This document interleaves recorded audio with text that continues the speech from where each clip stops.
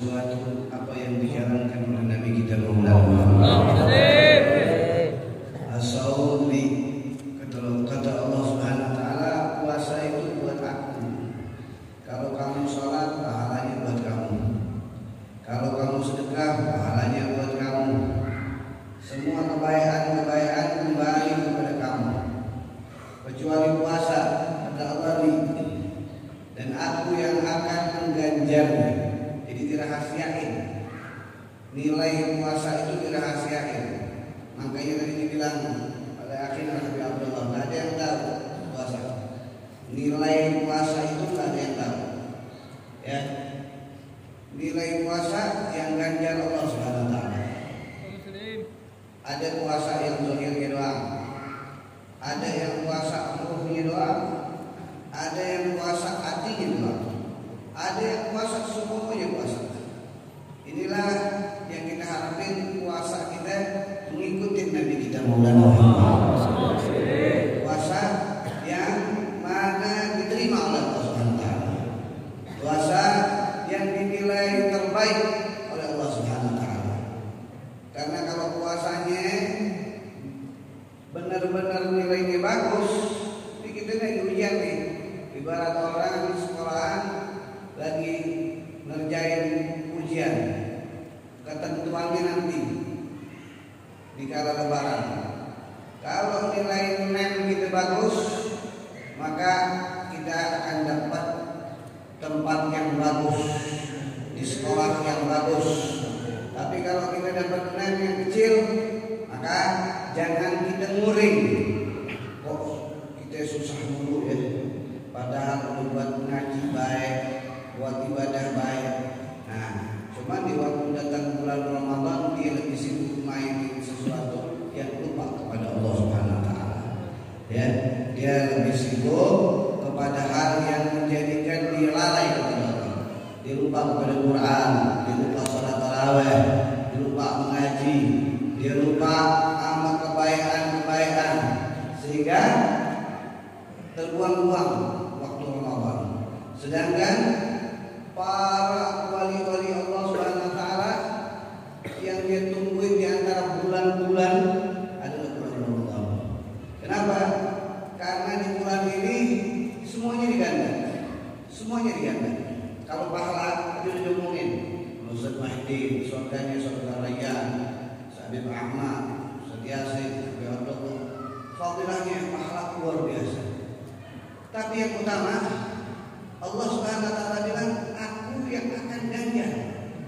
Ini yang paling luar biasa. Kalau pahala diucapkan tadi semua tuh. Ada yang dapat surga Rayyan, ada yang ini puluhan ribu lipat segala rupa, apa itu kebayang. Tapi apa sih yang bakal dikasih Allah buat orang yang puasa? Ini dirahasiain sama Allah. Ada yang dibalas di dunia, ada yang dibalas di akhirat. Ada yang dibalas di akhirat, walaupun di dunia nggak dibalas. Ada yang dibalas di dunia, di akhirat juga dibalas. Ini luar biasa.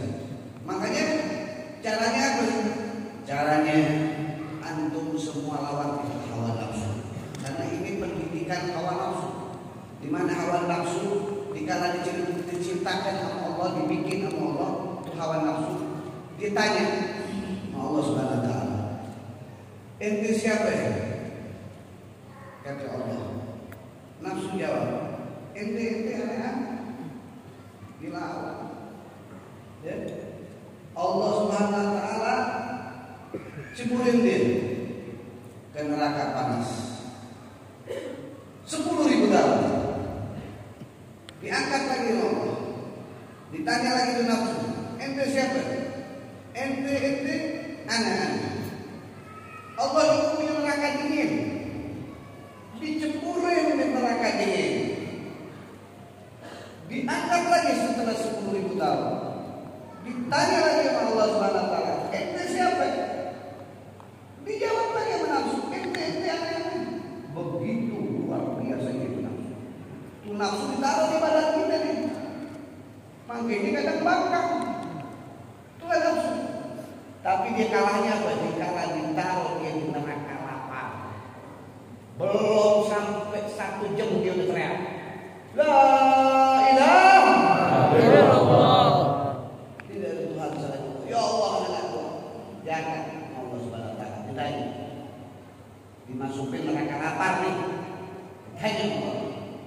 siapa? Ana adalah hamba-Mu, Engkau adalah Tuhan. Makanya kita disuruh supaya kita tidak ngebangkang Allah Subhanahu wa taala. Supaya kita tidak ngebangkang Nabi besar Muhammad. Sudah banyak kita buat, kata Habib Abdullah, kesalahan-kesalahan. Kita ngebangkang Allah Subhanahu wa taala. Karena apa? Karena kita nggak gunain akal kita. Kita dikasih akal kita, tapi kita lebih kedepanin nafsu kita. Makanya kita ini diperbudak sama hawa nafsu kita. Dengan datangnya Ramadan, kita ini diajari sama Nabi kita Maulana Muhammad. Biar kita menjadi hamba yang sempurna. Hamba yang sempurna yang gimana? Yang dipanggil oleh Allah Subhanahu wa taala dalam Al-Qur'an. A'udzubillahi minasyaitonir rajim. Bismillahirrahmanirrahim. Ya ayat Tuhan, nafsun mutmainnah irji'i ila rabbik radiyatan mardiyah wadkhuli fi ibadi wadkhuli jannati. Nafsu yang Allah panggil, wahai nafsu yang tenang. Maksudnya apa? Dia itu udah enggak lagi apa? Enggak lagi senang sama yang namanya hal-hal yang sementara, ya, hal-hal yang sementara. Dia senang sama siapa? Sama janji-janjinya Allah dan janjinya Nabi besar Muhammad. Janji Allah dan janji Nabi Muhammad inilah yang membuat nafsu itu menjadi tenang. Ya, dia kalau diajakin ngaji, gila. Dia diajakin ibadah, gila. Dia diajakin berbuat kebaikan-kebaikan, gila. Karena dia pengen janjinya yang dia dapat dari Nabi besar Muhammad, janji yang dia dapat dari Allah Subhanahu wa taala. Kalau masih ada malas ke majelis, malas salat tarawih, malas baca Quran, malas diajak kebaikan, malas, berarti nafsu kita masih gede daripada iman kita. Nah, yang seperti inilah, di bulan inilah wajib kita suruh si nafsu ini kalah, agar nanti di bulan-bulan yang lain kita enteng. Kalau lagi datang, kasarnya, wah perut kekenyangan, kolak udah masuk, apalagi masuk, tekan udah masuk, semua makanan sudah masuk ke dalam mulut. Dipanggil sama azan isya, suruh salat isya, udah gitu salat tarawih, yang imamnya kakek-kakek.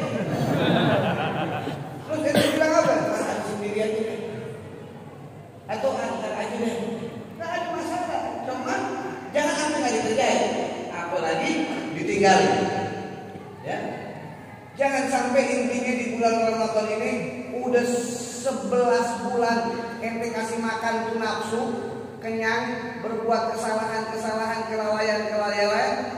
Akhirnya di bulan Ramadan masih ente ahlanin itu nafsu, masih ente ahlanin itu yang namanya kejelekan. Kapan ente mau dipandang oleh Allah Subhanahu wa taala?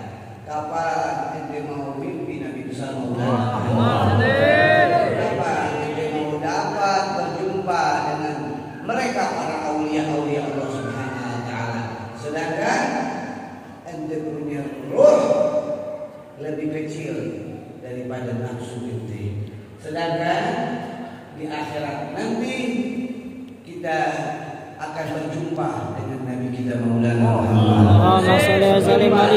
Aulia-aulia Allah adalah mereka hamba-hamba Allah yang bukannya seperti bintang-bintang, ada yang seperti bulan purnama, ada yang mereka seperti matahari. Wajah kita seperti apa? Wajah kita seperti apa di akhirat? Kalau kita tidak berdekatan dengan mereka para aulia-aulia Allah seperti Habib Ahmad bin Ali Al-Haddad, seperti para ulama Umar dan Nabi besar Maulana Muhammad, kita tidak akan dilihat hadirin. Kita tidak akan dilihat. Kalau lampu yang engkau lihat ini bisa melihat teman-teman engkau di sini, bagaimana lampunya para aulia-aulia yang Allah Subhanahu wa taala nanti? Bagaimana lampunya para nabi? Bagaimana lampunya Nabi besar Maulana Muhammad?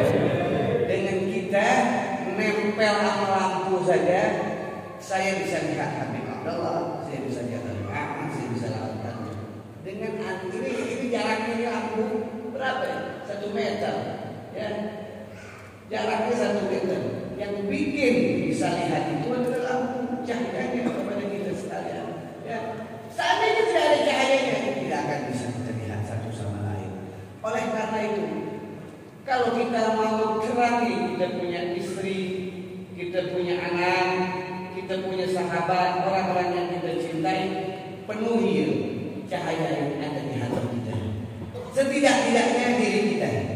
Jangan sampai nanti kita tidak bisa melihat Nabi besar Maulana Muhammad. Tidak sakaratul maut. Ini Allah lagi tabur yang namanya cahaya ini di Ramadan. Oleh karena itu, wahai yang punya hati, semangat jiwa engkau. Kita lawan hawa nafsu kita. Lawan tuh malas-malas. Lawan tuh ibarat kata hal-hal yang akan menjadikan kamu itu merasa sudah cukup saya berbuat baik. Ya. Tidak cukupnya berbuat baik kecuali kamu diakui oleh Allah Subhanahu wa taala kebaikan kamu. Satu saja sudah kamu bilang. Ini kita buat baik 15 tahun, 20 tahun, tahu nggak kebaikan kita? Belum tahu diterima atau tidak Allah Subhanahu wa taala. Hanya kita bisa husnuzan, mudah-mudahan kita dikumpulin sama orang-orang yang telah diterima oleh Allah. Setidak-tidaknya itu, ya setidak-tidaknya, ya karena kalau kita ngarepin amal kita, ya wudu kita itu masih acak-acakan. Wudu kita masih acak-acakan. Ya. Buat tangan bacanya apa? Buat umur bacanya apa? Buat ngirum air di hidung bacanya apa? Buat ngusap muka bacanya apa? Belum lagi sholat, ya, belum lagi sholat. Kadang-kadang kita nggak baca takbiratul ihram, walaupun sunnah yang dikerjain oleh Nabi itu. Kadang-kadang Fatihah kita ini idghamnya nggak benar, ikhfa'nya nggak benar. Kadang-kadang pengen yang cepat-cepat, apalagi sholat tarawih. Imam belum sami Allah itu udah sujud. Banyak yang begitu. Kalau lagi ini udah kayak main ondel-ondel. Ada tuh sholat kilat. Ada sholat kilat. Itu bagi bengong. Gimana baca? Belum balik. Bentar, ini. Ya itu sih urusan dia deh. Gue nggak mau nyalain urusannya kayak begini. Yang penting dia masih sholat. Nah kita ini amal kita seperti apa? Kira-kira amal kita diterima nggak? Nah kalau kita nggak tahu amal kita baru diterima, jangan pernah kita malas-malas buat kebaikan. Amal bukan amalnya, tapi istiqomahnya. Amal, ayo istiqomah. Besok haji lagi, besok baca Quran lagi, besok berbuat baik lagi, sampai Allah yang maha baik panggil kita. Kata Allah cukup kita buat baik. Sekarang yang kita